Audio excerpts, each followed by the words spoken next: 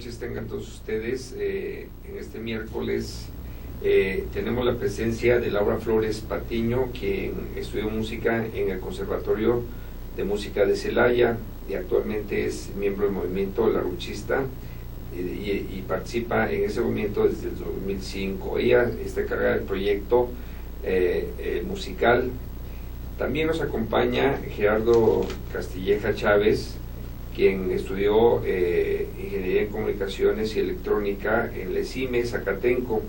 Él también es miembro del movimiento laruchista desde 1990 y está encargado del área económica física. Consideramos importante mencionar que el día de hoy se tocará en este programa de Profesionistas por el Progreso el tema de nuevas plataformas de desarrollo económico mundial. Bueno, bienvenidos, Laura, bienvenidos, Gerardo. ¿Nos podrían, cualquiera de los dos, definir cuál es el movimiento laruchista, cuál fue su origen, quién es el pensador que originó ese movimiento, cuál fue la causa por la cual ese movimiento se integró desde 1900, de los años 70, tengo entendido, y que el precursor de este movimiento es Lyndon LaRouche, un señor norteamericano, verdad, que tiene sus ideas muy claras con referente al entorno económico mundial. Entonces, ¿cuál fue el origen de este movimiento laruchista? Bueno, sí, en los finales de los 60 empezó a haber una fuerte tendencia en los Estados Unidos a la era postindustrial.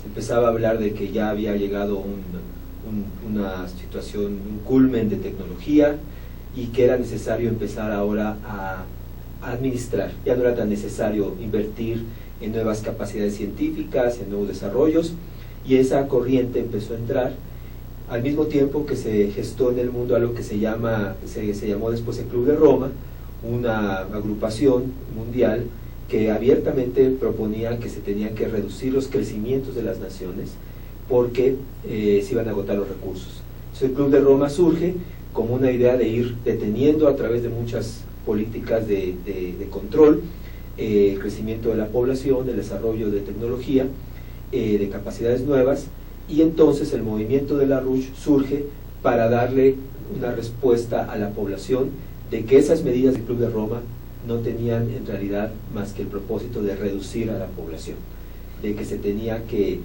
dar marcha atrás, y el movimiento de LaRouche surge en los 70 para mostrar que lo que el mundo requería era entrar a una etapa de desarrollo basado en el aumento, algo que vamos a comentar en el transcurso del programa, en el aumento de la densidad de energía que se va requiriendo.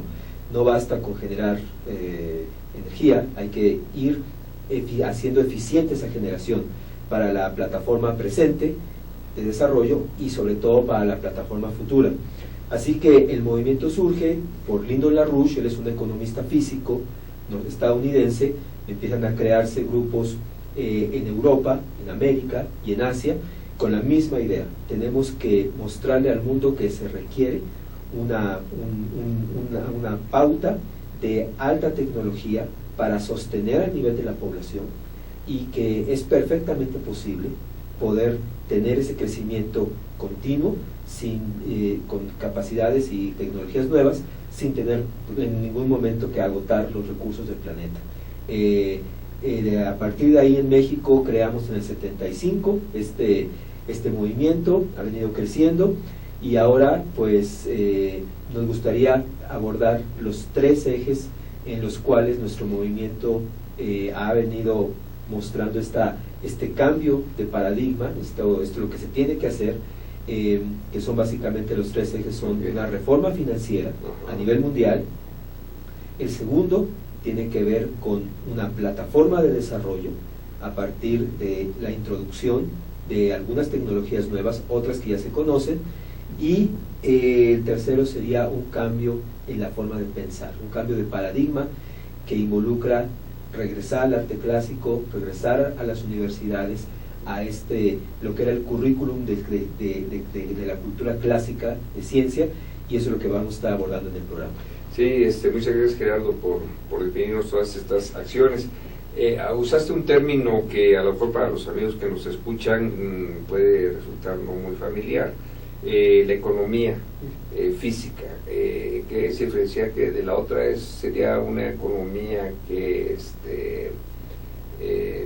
de otro tipo? ¿A qué se refieres con economía física? Lo que pasa es que en estos tiempos, en realidad, no estamos, el mundo no está siendo administrado por un sistema económico. Realmente lo que se está haciendo es una doctrina que se llama monetarismo. El monetarismo se basa básicamente en el dinero, en las ganancias que pueden venir del dinero.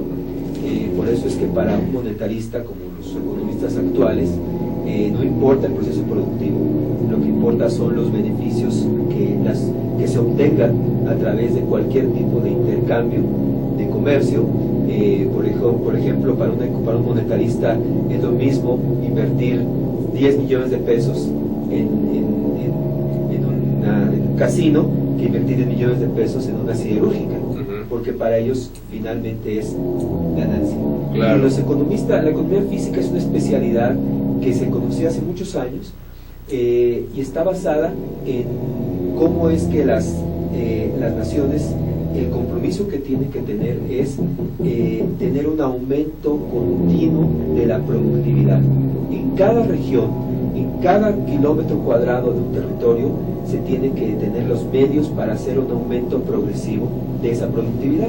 Y eso se logra a través de infraestructura. El Estado debe estar fuertemente comprometido. La infraestructura se puede dividir en dos partes. Se llama la infraestructura dura y la infraestructura suave. La infraestructura dura es aquello que... El hardware y el software, ¿no? Más o menos así. Digamos que es los medios, las telecomunicaciones, los sistemas de generación de energía. La infraestructura física. Física, exacto. Okay. Y eso es instalada, digamos. El Estado tiene que tener un compromiso a que esa infraestructura todo el tiempo se desarrolle y se mantenga. Obvio. Y la infraestructura suave tiene que ver con la salud y la educación, que son los operadores de esta infraestructura. Claro. Pues tenemos que hacer que la gente tenga salud, esté en buenas condiciones físicas. Somos los humanos, ¿verdad? Por supuesto. Exactamente. Entonces, todo el Estado tiene que vertir su economía en estos puntos de dotar. Esos son los medios esenciales para aumentar esa productividad per cápita y por kilómetro cuadrado. Correcto. Ese sería. Entonces, la reforma a la que voy a mencionar brevemente, esa reforma financiera, se basa en que ninguna nación del planeta, ninguna, necesita los grandes centros financieros actuales. O sea, Wall Street, en Nueva York, la City de Londres, los grandes centros financieros que solamente han estado usando los fondos de la población y han creado instrumentos financieros especulativos. El producto del trabajo de la población, ¿verdad? Ese es el que tiene que ser del cual vamos a empezar a partir de una economía real. Esto no es una economía, este monetarismo crea simplemente medios virtuales. Es ficticia, digamos. Y la prueba es que... Y 100%, digamos, ideal. Sí, por supuesto, no vale nada. El dinero que maneja los grandes centros financieros, que están extendidos en todo el planeta, no vale. O sea, ellos pueden decir que tienen grandes cantidades de cientos de miles de millones de dólares En papel, pero no pueden respaldar. Es más, tenemos la cifra a la que hemos llegado, ya llega a los trillones de dólares en términos de papel especulativo sin ningún respaldo. Podemos borrar todo ese dinero porque no tiene valor, y el sistema, la reforma financiera está basada en algo que ya ocurrió. En 1933, el presidente estadounidense Roosevelt, él se enfrenta a una economía en profunda depresión. Lo primero que tiene que hacer él es tomar a los bancos a través de una ley que fue aprobada con un corto, estrecho margen, que se llamó la ley Glass-Steagall. Esa ley separa a los bancos en dos. Los bancos de inversión, por un lado, que son los bancos de los cuales no se requiere, no lo requerimos, esos son simplemente los mercados de dinero, y la banca comercial, mercantil o de desarrollo, que el Estado debe proteger.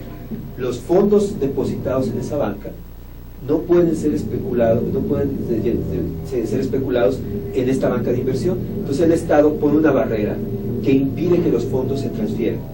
Actualmente esa barrera no existe.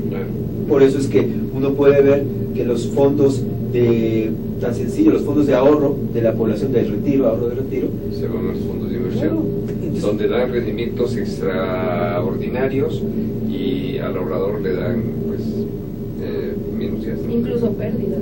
Ándale, por ejemplo. Porque es alto riesgo. Claro, sí, pérdidas pensando en que muchas veces los rendimientos son menores a la inflación, ¿verdad? Entonces ahí de una manera intrínseca pues vas perdiendo, ¿verdad?, el valor de tu dinero. Y el factor riesgo, ¿no? Como comenta acá mi compañero Gerardo, sí, que realmente en la economía, la economía sensata, ese factor riesgo nunca debería estar asociado con los aspectos más vitales de la economía. O sea, el riesgo tiene que ser una decisión individual de alguna persona que, si quiere arriesgar su dinero, lo puede hacer, ¿no? Para eso también va a haber un casino donde si él quiere puede ir y arriesgar y ganar o perder, pero eso de ninguna manera debería estar asociado nunca con los aspectos vitales de una economía. No debería el Estado permitir que, por ejemplo, los fondos para el retiro fueran arriesgados de esa manera, ¿no? Los fondos de ahorro de las personas, los créditos productivos que tendrían que ir más bien hacia un desarrollo productivo, ir hacia educación, ir hacia salud. Entonces, complementando lo que decía mi compañero Gerardo, pues realmente la economía física sí plantea un veto a este tipo de actividades que son tóxicas, y que a raíz de la entrada de la globalización pues se permitieron con una libertad nunca antes vista.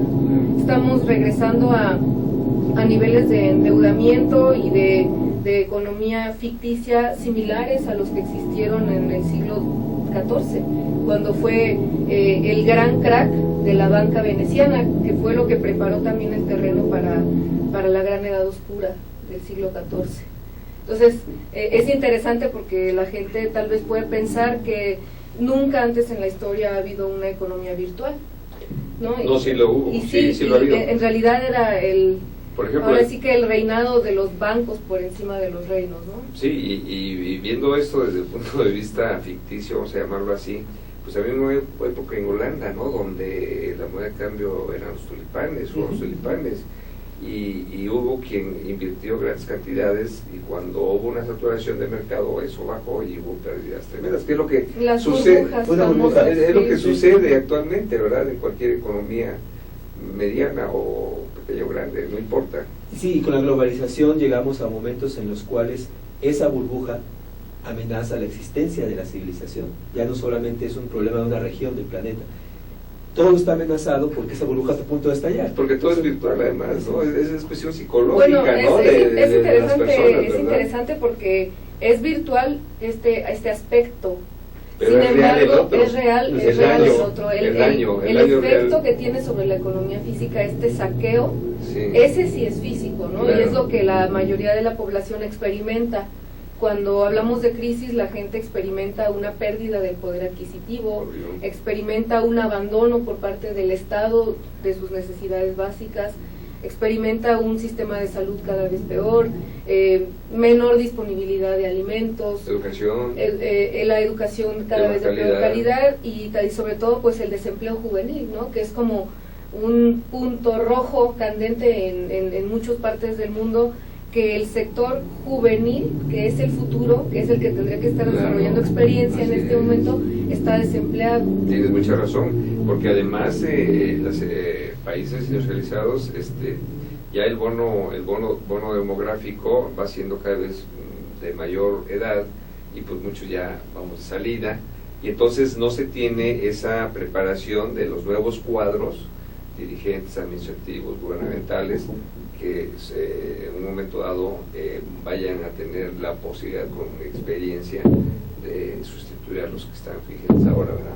Claro, ya me gustaría entonces abordar, esa es la parte de lo que tenemos que empezar a cambiar, esa política financiera, y estamos relativamente cerca de hacerlo, porque hay una gran discusión en el mundo ¿Qué va a pasar? Europa está en un proceso de bancarrota general, ¿no? Todas las naciones de Europa. Los asiáticos están presionando fuertemente para que el sistema cambie, ¿no? El asunto es los Estados Unidos, ¿no? El control que ejerce la banca estadounidense, esta banca globalizada sobre la economía y sobre los gobiernos. Para abordar el segundo eje, que sería las plataformas de desarrollo, precisamente lo que tiene ahorita que estarse planteando en forma abierta es que tenemos que tener un plan muy claro de que las naciones van a requerir regresar a la economía física. Tomemos, por ejemplo, la necesidad de gestionar el agua. Hay naciones que tienen mucho más agua que México. México, por razones de geográfica, lo tiene mal distribuida. Es un agua que está principalmente en el sureste del país. Entonces, es obligado que la infraestructura tiene que estar dirigida a gestionar esa agua. Se tienen que hacer obras muy grandes. México ya abandonó esa política que tuvimos en los 70s, muy a finales de los 70s, cuando se estaban haciendo grandes obras. La última obra importante de gestión de agua que tuvo este país fue en 1980 con el proyecto Cutzamala para traer agua a la Ciudad de México, pero después de ese proyecto nunca se ha vuelto a tener otro proyecto de gestión de agua en el país. Son muchos años, más de 33 años. Entonces hay que ir con los expertos. Sabemos que en México hay una potencial enorme de ingeniería. Aquí en este canal se ha entrevistado al ingeniero Frías, él es uno. Sí, Manuel Frías Alcaraz. De hecho, ahorita que tú mencionas el sistema Cutzamala, él tiene una propuesta muy interesante, porque se menciona que este Valle de México, todo este valle conurbado entre el DF y el Estado de México, pues está cerca de un colapso por falta del agua. El colapso es inminente. Entonces él tiene un proyecto, una propuesta que ha hecho aquí en una entrevista que le hemos realizado, muy importante, referente a traer agua de un sistema que se llama Chaucingo-Amacuzac, ¿verdad? Entonces es muy importante lo que tú mencionas, que realmente los gobiernos volteen y den prioridad a ciertos proyectos como es este, ¿verdad? Es prioritario. Sí, la gestión de agua es porque se tienen que desarrollar grandes programas de inversión para reverdecer desiertos. Tenemos una gran parte del país con pues es semidesértico. Entonces aquí nosotros, el movimiento de la RUSH se creó, y por propias instancias de la RUSH tenemos que vencer una mentalidad bastante atrasada que se llama el ambientalismo radical. Los ambientalistas piensan que no se debe tocar el medio ambiente, que no tiene que haber, que tienen que solamente desarrollarse tecnologías o energías sustentables. El gran problema es que esas medidas que ellos están tomando no son sustentables, porque tenemos un mundo, una civilización que crece y requiere niveles superiores de bienestar, y eso solamente se logra incrementando la gestión de agua, incrementando la generación de energía. Así que desde la RUSH lo que nos propuso desde hace 40 años fue: vamos a desarrollar energía nuclear. La energía nuclear es fundamental para poderle darle un eje de desarrollo a las naciones. Ha pasado, durante los primeros años de desarrollo, la energía nuclear tuvo un gran auge, y luego el ambientalismo vino a frenar fuertemente el desarrollo nuclear, pero no lo ha podido contener del todo. De hecho, los países de Asia están en un fuerte crecimiento nuclear, y estamos a punto de llegar a una revolución científica y tecnológica tal vez en menos de 3 décadas, que es la fusión nuclear. La fusión, que es el medio con el cual las bombas atómicas de hidrógeno, las bombas de fusión, las más poderosas, producen esa energía tiene que ser ocupada para el bien de la humanidad, para desarrollar los nuevos procesos productivos industriales. Esa economía física tiene que estar basada en una fuente de energía suficientemente densa, limpia, económica, costeable, y no hay ahorita ningún competidor, ni siquiera cercano a la energía de fusión nuclear. Así que al momento de plantear una plataforma de desarrollo, necesitamos colocar el agua y la energía como los ejes principales. para que todo esto que hablamos de la infraestructura dura le permitan a las naciones sí tener tener un horizonte de desarrollo, y es ahí donde queremos hablar en el tercer eje lo que sería el tipo de mentalidad que se tiene que generar. Muy bien, Gerardo. Antes de pasar a ese tercer eje, ¿por qué no planteamos una problemática referente a la propuesta que traes del uso, digamos, masivo de la energía nuclear? ¿Verdad? Sabemos que esto se desarrolló con base en toda una trayectoria de grandes científicos, pero que hay muchos detractores en ese tema, ¿verdad? Hay quienes piensan que es peligrosa en el manejo. Pues ahí hay ciertos ejemplos, Chernobyl, o la planta esta de Japón, que con el tsunami tuvo problemas y ahora hay una gran contaminación. Entonces, tendríamos que ser más cuidadosos y dirigir mayores esfuerzos a tener mayores grados de seguridad, digamos, en el manejo de esa energía nuclear, para que realmente la población no se sienta amenazada, porque ese es uno de los grandes problemas, ¿verdad? Cuando ciertos núcleos de población se sienten amenazados por la contaminación de este tipo nuclear. En México tenemos solamente una planta nuclear, que es Laguna Verde, ¿verdad? Entonces, y afortunadamente pues no tengo mayor problema. Pero, ¿qué pasa? También las plantas nucleares normalmente están en las costas debido a que requieren de agua marina para enfriar el proceso y cosas por el estilo, ¿verdad?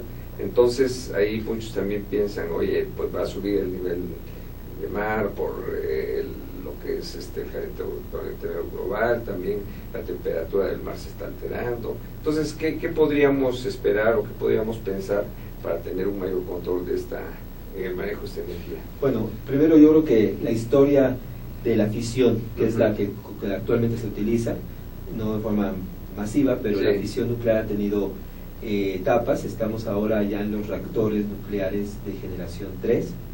Sí. Cada uno ha mejorado muchísimo la seguridad. De hecho, toda la industria se ha beneficiado de las certificaciones, las famosas ISOs. Eso nació con la tecnología nuclear. Los constructores de plantas nucleares tenían que asegurarse de los componentes que se iban a instalar en la planta, tenían que estar certificados. Ahí nació para la industria nuclear y luego para la industria civil las certificaciones. Y la energía nuclear representa siempre lo mejor de la tecnología. Se tienen que incorporar los mejores materiales, los mejores procesos. Realmente, si uno es honesto, vamos a hacer una revisión de la energía nuclear, qué tan segura o insegura es, y pues en 50 años de operación de reactores nucleares de fisión, pues podemos hablar realmente de 2 accidentes nada más. El primero, que fue Chernobyl, eso ya se documentó plenamente, fue un total y absoluto error, lo reconocen los propios soviéticos o rusos. Se estaban haciendo ensayos con un reactor civil, se estaban haciendo ensayos de qué ocurriría en el supuesto de que una ciudad fuera bombardeada, y la potencia del reactor se tendría que reducir a lo mínimo para no apagarlo.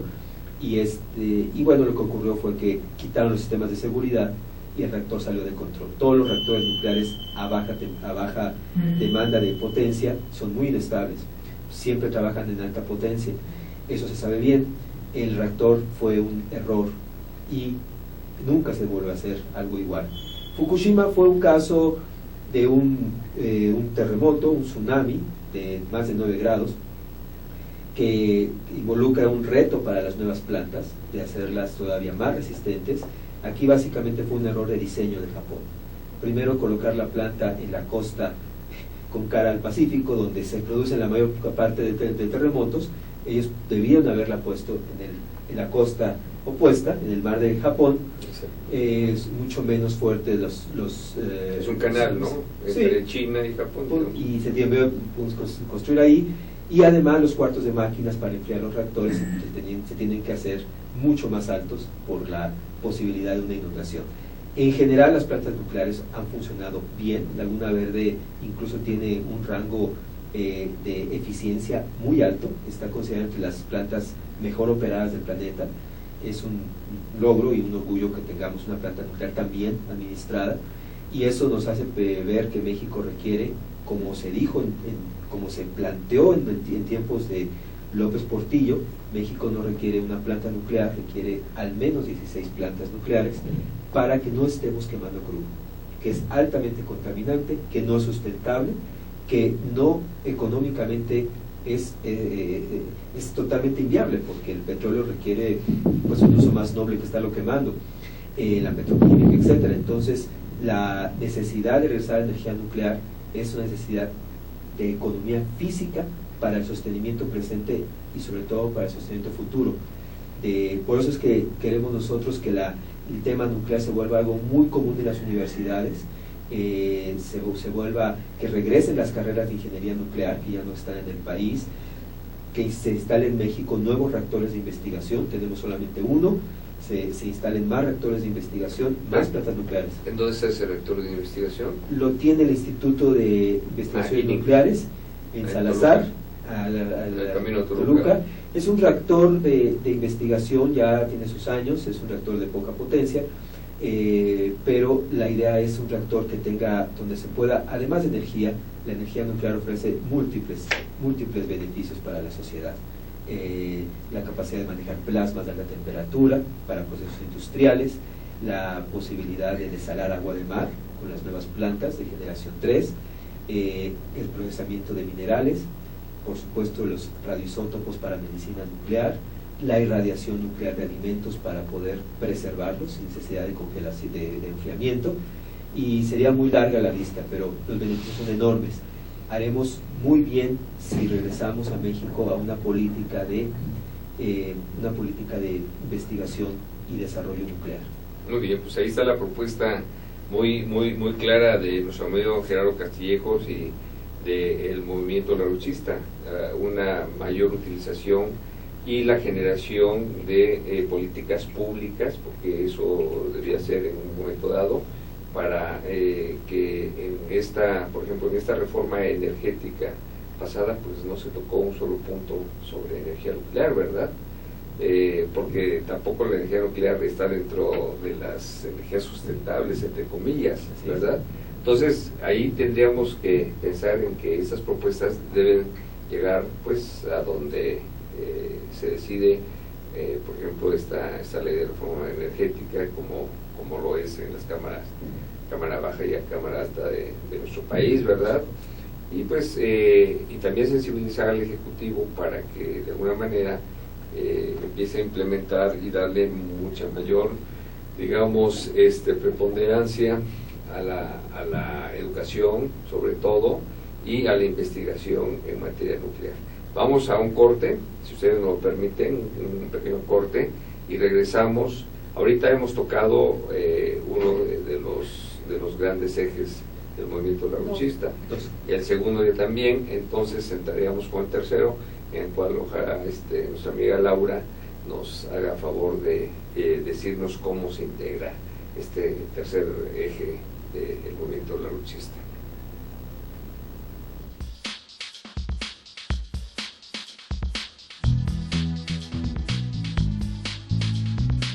Ruiz Robles, corredores públicos y peritos traductores. Trabajamos para darles seguridad, confianza y un servicio profesional en sus asuntos relacionados a fe pública, valuación, arbitraje comercial, asesoría jurídica y traducciones.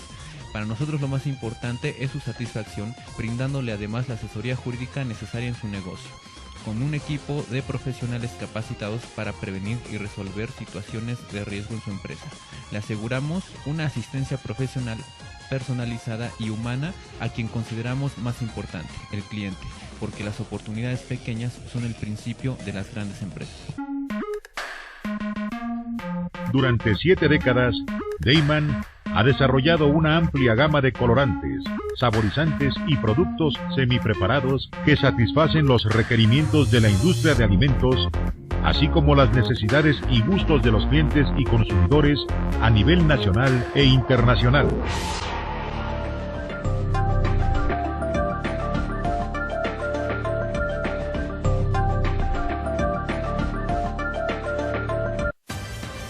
Con Trujillo Betanzos y Asociados, tus proyectos están en buenas manos. Trujillo Betanzos y Asociados te ofrece servicios de fe pública en materia mercantil, asesoría legal, contable, fiscal y de negocios, litigio civil y mercantil, valuación y asesoría financiera y área académica, porque nuestros clientes son nuestros mejores amigos.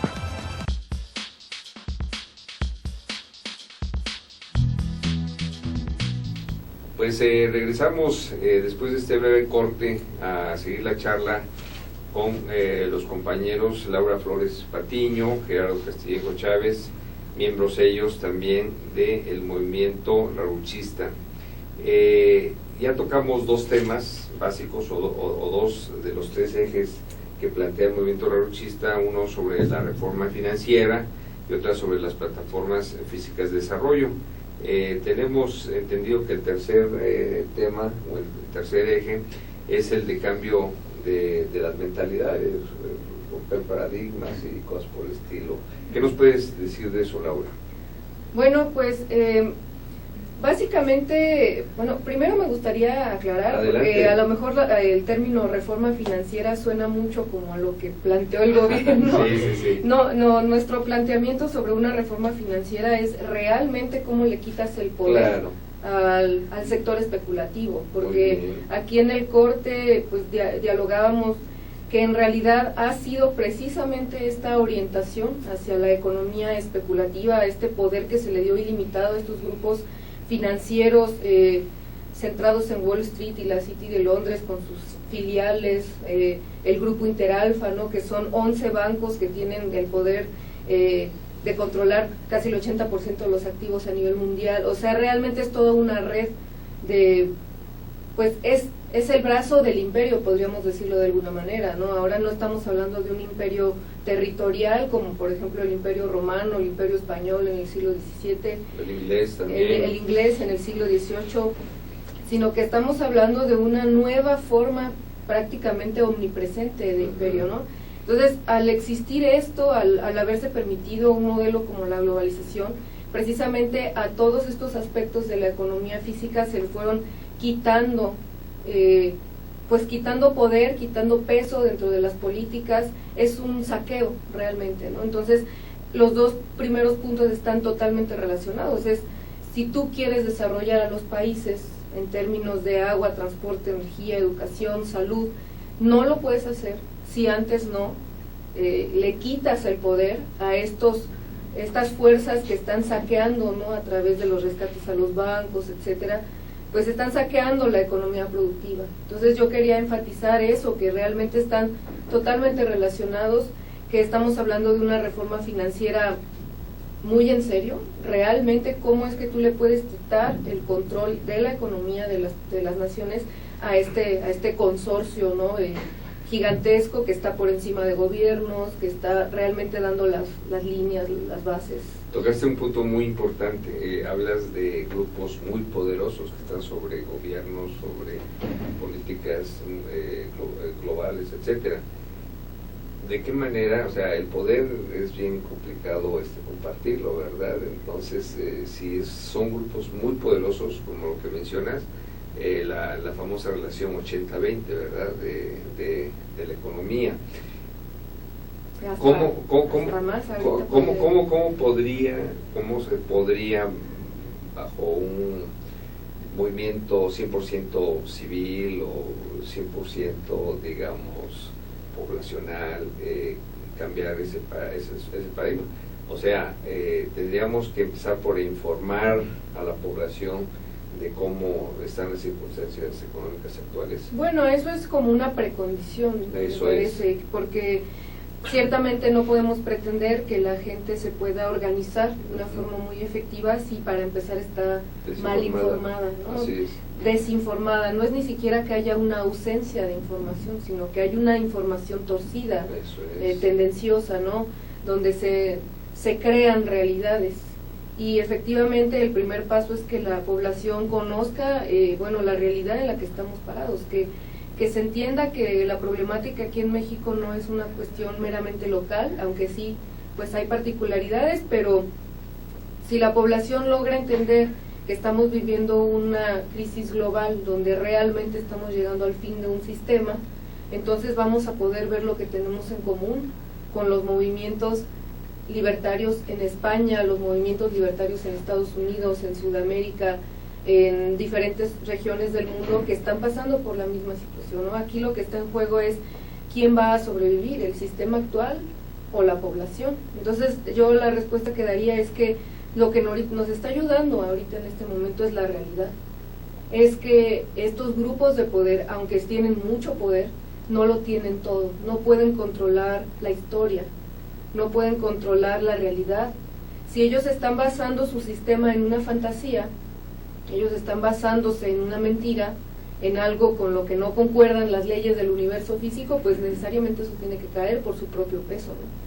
Entonces, si tenemos a una población que está preparada para tener una alternativa, por decir, ok, este sistema actual de la globalización está colapsando y a todas luces estamos viendo que todos los valores, los paradigmas que manejó se están viniendo abajo, que ya no tienen sustento.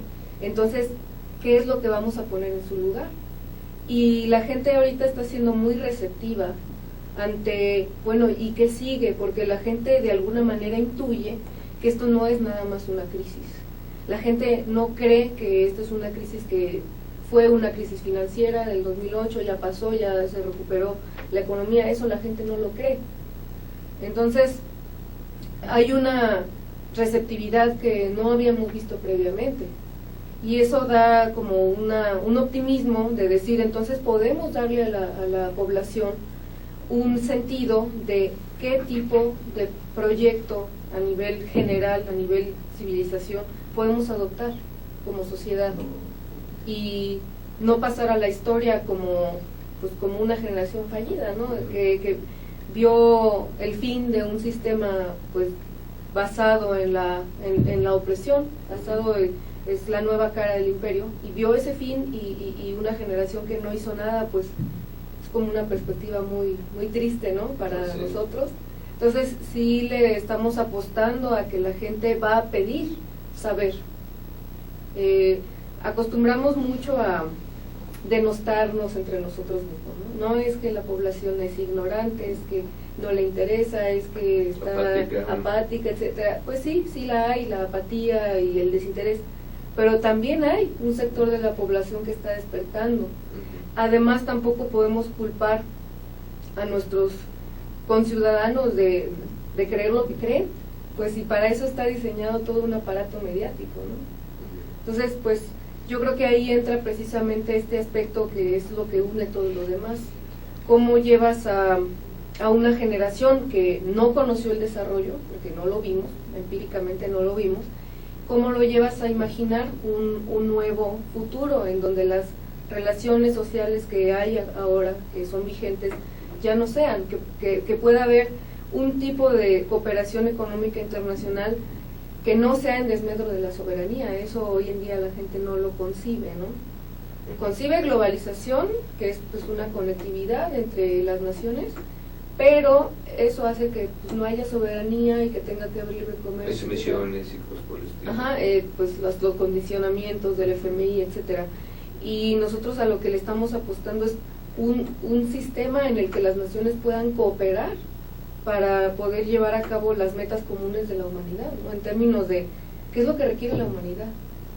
Requerimos, como decía Gerardo, agua, transporte, energía, alimentos, y también ahorita ya estamos necesitando algo nuevo, que es pues la defensa de los enemigos cósmicos, ¿no? No estoy hablando de extraterrestres, sino estoy hablando de algo tan sencillo como podría ser un asteroide, una cosa que amenaza a la humanidad en general, y que en ese aspecto se tendría que tener una cooperación económica de naciones para lograr una defensa realmente efectiva contra ese tipo de amenazas, ¿no?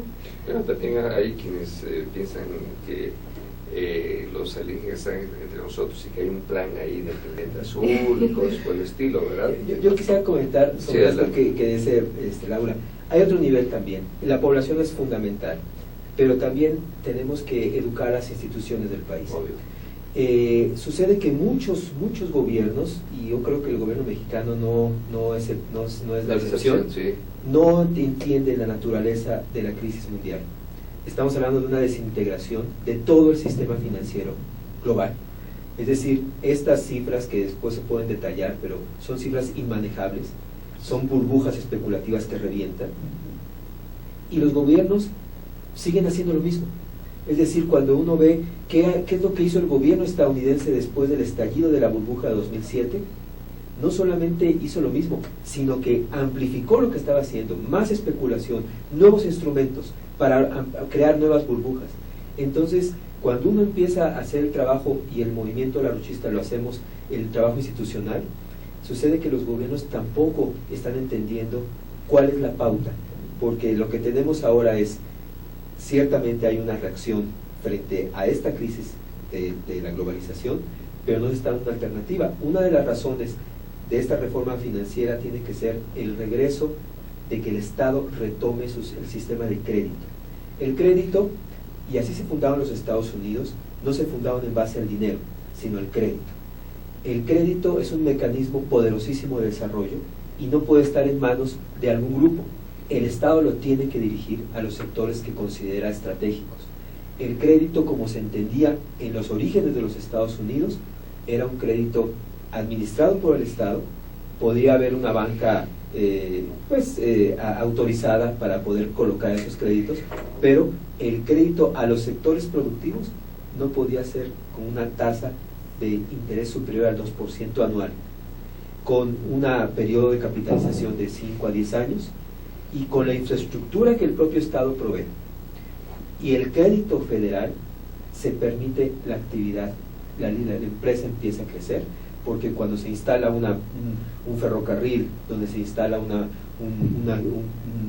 sistema de gestión de agua, empieza la actividad a crecer. Y si hay crédito, la historia nos muestra que así es como se desarrollaron lo que fueron las grandes industrias, que comenzaron siendo simplemente empresas ligadas a esa infraestructura, sostenidas con ese crédito federal.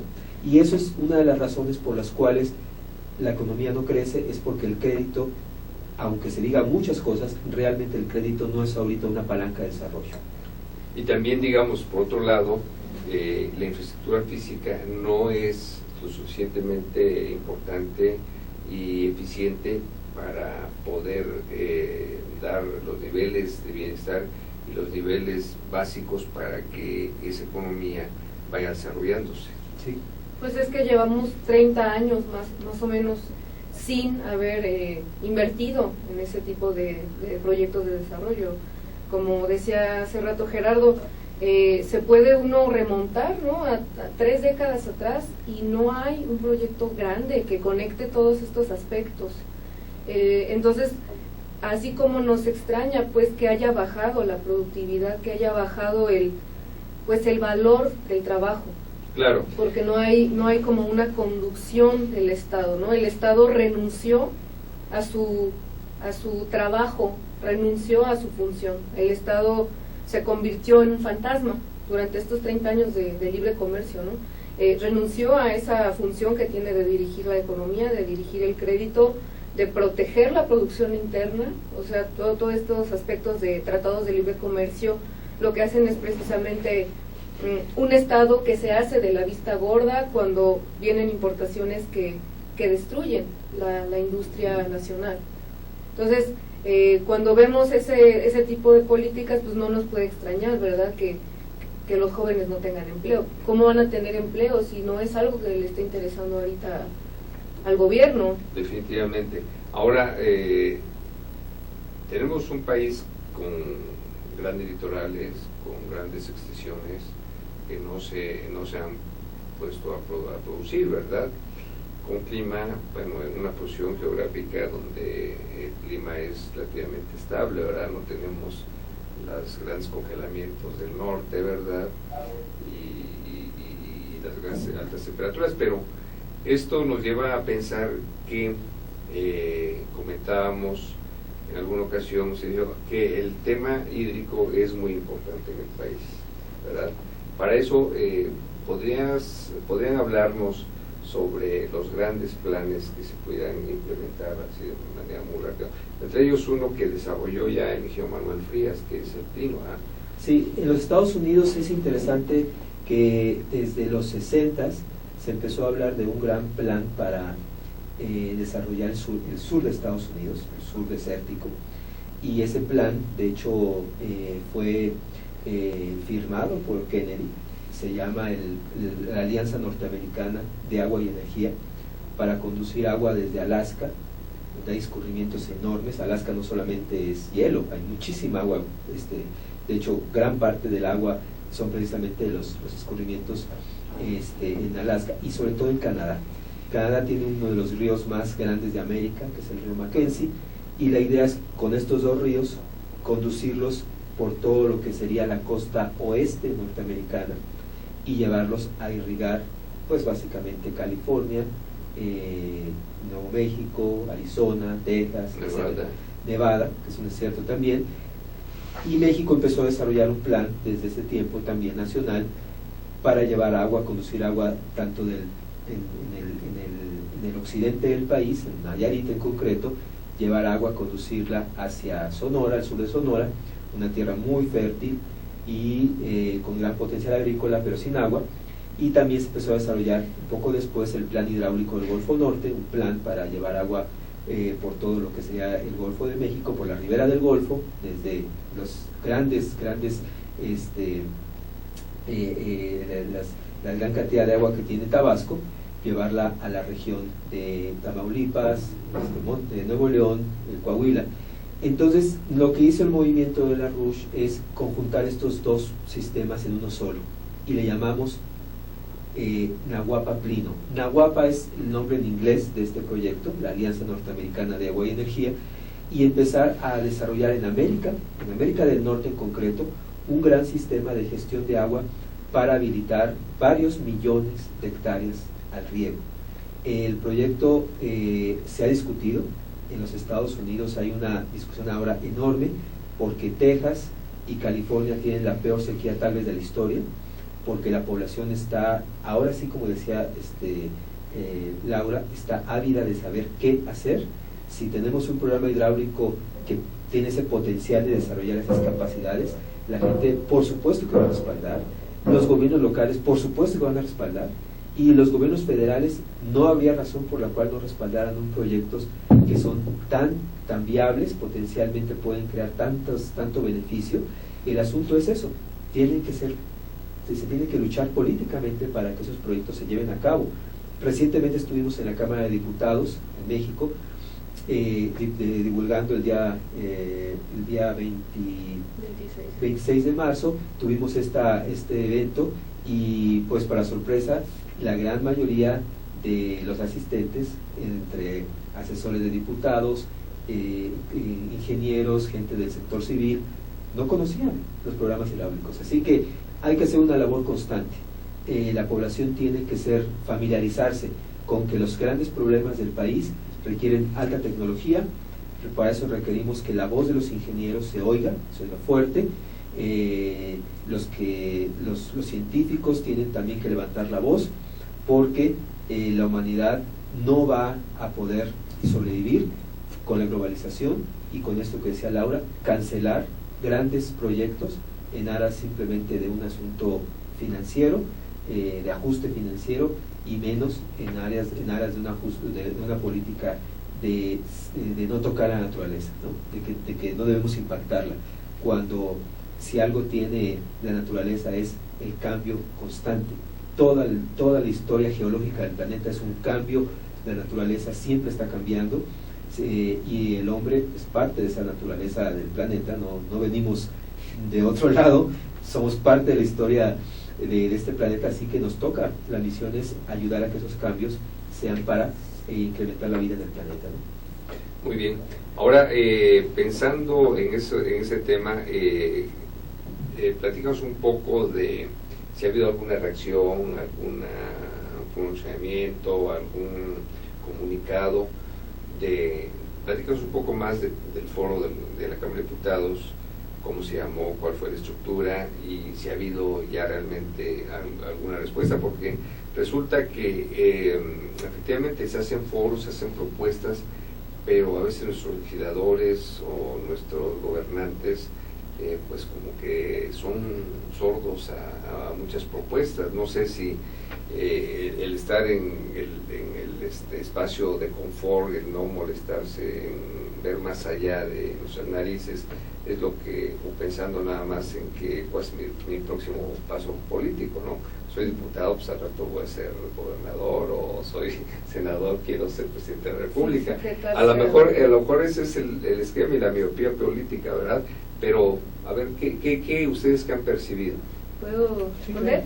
Bueno, yo pienso que más que, bueno, que sí existe, ¿no?, esta línea, ¿no?, que existen los partidos políticos y que implícitamente se sabe que si tú vas en contra de esta línea o que si tú te empiezas a salir de alguna manera, pierdes también como que puntos para ir avanzando, ¿no?, en la carrera política, y todo este oportunismo que pues se sabe, ¿no?, que existe en los círculos políticos. Pero más allá de eso, yo pienso que sí es mucho la presión de grupos de poder, que no es nada más como una ignorancia en ellos o una comodidad, sino que realmente ellos están siendo confrontados por grupos de poder que abiertamente están en contra de que este tipo de desarrollo se lleve a cabo.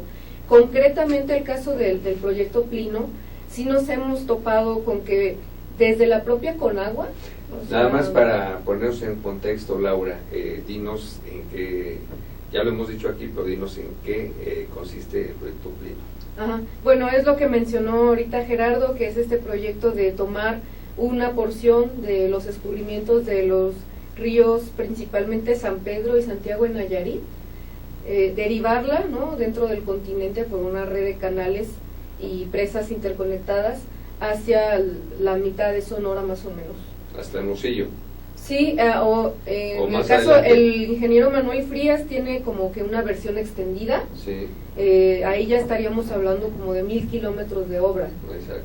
Sí, a grandes rasgos es eso, es como revertir, ¿no?, esa discrepancia que existe en el país de aguas, donde hay como mucha en el sur y en el norte, que es donde está la tierra de cultivo seco, ¿no? Exactamente, precisamente esto ha generado un gran problema, porque se están llevando del río Yaqui precisamente agua para suministrarle a Hermosillo, sí, que es la capital de Sonora, ¿no? Y entonces, la verdad es que de alguna manera esta falta de agua, esta falta de alimentos, ya está en los albores de grandes problemas. Sí, ¿verdad? Conflictos por agua. Conflictos por agua. Los yaquis, que es una tribu, originaria de esas zonas, pues dicen... Sí, pues es la miopía del Así gobierno, es. ¿no? Porque es decir, voy a agarrarte la poquita agua que tienes y se la voy a llevar a Hermosillo, en lugar de decir vamos a aumentar la disponibilidad para de todos. agua para todo el estado, ¿no? Porque eso es algo que beneficia a todo México, Okay. no es algo que nada más beneficiaría a los Muy bien. sonorenses, a Sinaloa, sino que tú amplías la frontera agrícola aquí en el país. Y es, perdón que lo marque ahorita, pero sí, pues insisto, ¿no?, en la cuestión política, porque México en los 80s, a principios de los 80s, estuvo a punto de lograr una soberanía alimentaria, a punto de tener un sistema alimentario totalmente coordinado, que estaba a punto de tenernos en una soberanía alimentaria. Ahorita estamos como en el 50% de dependencia alimentaria, Eso es. bueno, 40 y tantos %. Entonces sí ha habido un deterioro muy fuerte por estas políticas de libre comercio. Entonces es ahí en donde siempre regresamos, ¿no? Porque sí, hablar de los proyectos pues es muy interesante, a mucha gente le va a llamar la atención, pero la pregunta siempre es ¿por qué no se hacen? ¿Por qué, siendo tan grandes los beneficios que darían, por qué no se hacen? Y justamente pensamos que en los 80s fue cuando se firmaron los tratados de libre comercio de América, por ejemplo, en el 83 fue en el sexenio de Salinas, empezó, ¿no?, pues ya desde Miguel de la Madrid con el GATT ya se empezó a abrir, ¿no? Ya, ahora sí que el acabose fue pues ya con Salinas, pero realmente estamos hablando de que empezaron este grupo de presidentes que le llamaron los tecnócratas, ¿no? Que era la nueva generación que ya no tenían como una formación nacionalista, al contrario, ya venían por ahí de universidades extranjeras, ¿no? Con doctorados en economía, y es la gente que menos sabe de economía. Correcto. Ahora, pero te interrumpí para que nos explicaras lo del Plinio en otra idea sobre el Plinio. Sobre lo del foro, ¿no? Sí. Precisamente estábamos hablando que nosotros cuando hacemos foros no vamos con la ingenuidad de pretender que al hacer un foro en el Congreso, por eso los legisladores lo van a tomar, porque como decía Gerardo, sí hay mucho desconocimiento, muchos de ellos ni siquiera saben que existe esa alternativa, pero también hay muchos grupos que pues que abiertamente están en contra de ese tipo de proyectos. Nosotros tuvimos conocimiento de que la Conagua, ¿no? Que se tendría que encargar de hacer ese tipo de proyectos, está prácticamente tomada por una organización ecologista internacional. La gente habla de las transnacionales, ¿no? En contra de Monsanto, en contra de Walmart, pero no habla de las transnacionales, que son las organizaciones ecologistas. Eso es. Organizaciones como la WWF, que tiene un mapa de México, ellos conocen México mejor que nosotros y saben dónde están los recursos. Y justo ahí donde están los recursos que requerimos los mexicanos, ahí es donde se hacen las zonas de reserva ecológica para que nosotros no podamos tocar nuestros recursos. Y es la gente que más se ha opuesto al Plino. Entonces uno entra como en esta pues locura donde la gente está dispuesta a defender al murciélago, al vampiro que vive en esa región, pero no está dispuesta a defender a los mexicanos, ¿no? Que están padeciendo hambre, están padeciendo falta de trabajo, se están reclutando al narcotráfico, porque en esa región pues ahora sí que es más viable sembrar marihuana que sembrar frijol. Entonces realmente yo pienso que sí estamos en un punto donde tiene que haber un cambio de paradigma necesariamente. La gente va a tener que empezar a pensar de otra forma, porque nos estamos dando cuenta que lo que nos dijeron era correcto, lo que era políticamente correcto, lo que aceptaba la opinión popular, no funciona. Exacto, y al final de cuentas, pues vamos a pensar que nuestros gobiernos deben trabajar para el bienestar de la población, nosotros mismos debemos trabajar para el bienestar de la población, de la humanidad.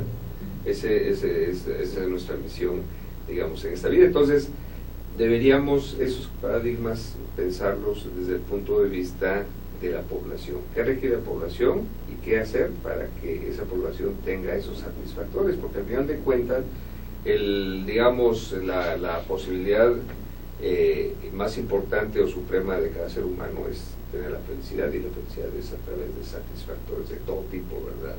Desde el punto de vista materiales como espirituales, educativos, etcétera. Entonces, yo creo que hay muchas áreas de los gobiernos están, digamos, fallando en esa percepción. O sea, piensan que gobierno es ordenar, mandar. No, es simplemente administrar con la voluntad de quienes lo llevó y los puso en ese sitio. Híjole, pero los que lo llevaron a ese sitio a lo mejor sí están haciendo eso precisamente, ¿no? Así Cumplir es. la voluntad de los que los pusieron ahí. Claro. No, pero bueno, ahorita nosotros como ciudadanía, pues sí nos vemos confrontados a una realidad en la que tal vez pensamos que nuestra única función cívica era ir a votar, pero nos estamos dando cuenta que estamos eso muy cortos. No es suficiente de ninguna manera. Claro. Entonces, más bien nosotros queremos que la población se convierta en estadista. Exacto. Sí, si no hay estadistas en el gobierno, entonces la población tiene que lograr esa cualidad de estadismo. Y entonces una presión política real de la ciudadanía puede ir impulsando a los gobernantes a tomar el camino correcto. Y eso podría empezar desde que elijamos adecuadamente a nuestros gobernantes y a nuestros representantes, ¿verdad? Claro, aunque si al final en las urnas no se respeta la voluntad de la población, pues entonces tenemos que hacer otra cosa. Es que ahí tendríamos que entrar en otro terreno que es el político, porque también hay un monopolio de la política por los partidos, cuando todos los candidatos deben salir de los partidos. Entonces, si se ciudadaniza esa posibilidad, pues habría mayor, amplitud en la oferta política y podríamos entonces ser más participativos seguramente. Y nada más algo final, tenemos que poner en la población, eso sí, un concepto programático, de programa. La población no tiene por qué votar por un candidato o un partido si no tiene un programa. Muy bien. Entonces, y la población va a decir, muéstrame el programa, cómo vas a hacer para que haya alimentos suficientes, cómo van a hacer para que exista el desarrollo que requiere esta región. Si lo saben hacer y muestran el programa de cómo hacerlo, entonces la gente puede considerar el voto. Tiene razón, el Programa Nacional de Desarrollo no debe ser seccional, debe ser transseccional, Por supuesto. que no debe estar amarrado a un periodo gubernamental, mucho menos, sino que sea un programa De Estado, más que de grandes miras. Ahora, como último, les pediría algunos puntos de contacto por si alguien quiere comunicarse con ustedes.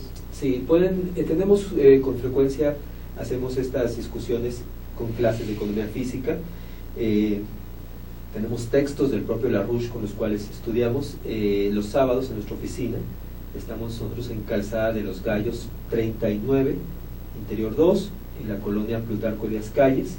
Esto es muy cerca de la Escuela de Economía del Politécnico, de lo que se llama el Casco Santo Tomás. El teléfono que tenemos en la oficina para cualquier información es el 53 18 23 01, 53 18 23 01, y nuestra página, que los invitamos a que la visiten, es una página que son varias, la principal de todas es www.larouchepac.com, LAROUCHEPAC,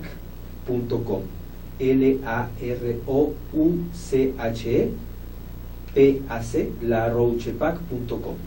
Muy bien. Bueno, y nuestra página de Facebook también, para los que quieran hacer algún comentario, es Movimiento Ciudadano Larouchista. Larouchista se escribe, es pública, cualquiera puede contactarnos por ahí. Y nada más la aclaración, esta página que mencionó Gerardo no es nuestra, es la página que nosotros también tomamos como referencia para la inteligencia sobre lo que está ocurriendo a nivel internacional, los frentes de batalla de los diferentes puntos, ¿no? Donde está el movimiento, y pues es la página del Comité de Acción Política de Lyndon LaRouche, que él ha sido candidato a la presidencia de Estados Unidos, bueno, precandidato a la presidencia en varias ocasiones, y ahorita gente de su círculo está contendiendo para el Senado. Hay dos compañeros nuestros que están en una campaña para el Senado de Texas y de California. Entonces esta página ¿Son latinos ellos? No, la de Texas es afroamericana, aunque hay como mucho punto de contacto. ¿Y California? ¿No?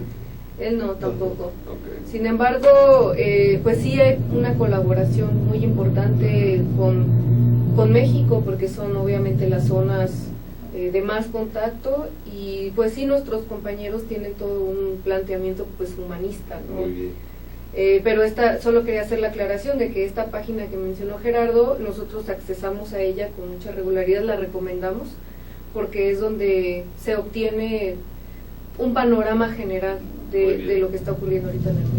Perfecto, pues no nos queda más que agradecerle a Laura Flores Patiño y a Gerardo Castillejo Chávez su participación, su colaboración. Seguramente habrá más temas que podamos estar comentando en otros programas, y por el momento les agradezco, y a ustedes pues que nos vean todos los miércoles de 8 a 9 de la noche por astl.tv, www.astl.tv. Muchas gracias y buenas noches. Gracias.